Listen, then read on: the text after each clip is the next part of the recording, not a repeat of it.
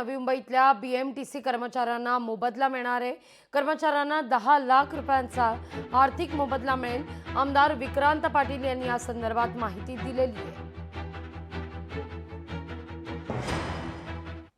सन्माननीय असीम Guptaji additional chief secretary यांच्याकडे होती आणि याचा पाठपुरावा करून आता याचे आदेश सुद्धा निर्गमित झालेले आहेत आणि त्यामुळे सिडकोला आता या सगळ्या कर्मचाऱ्यांना चेक वाटप करण्याचा रस्ता मोकळा झालेला आहे।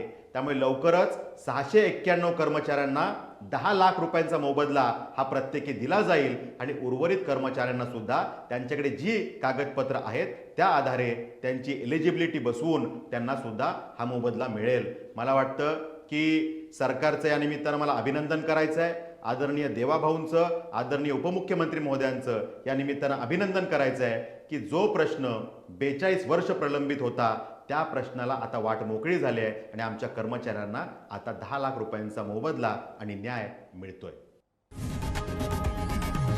लोकशाही मराठी ऐका, पहा, जागरूक रहा।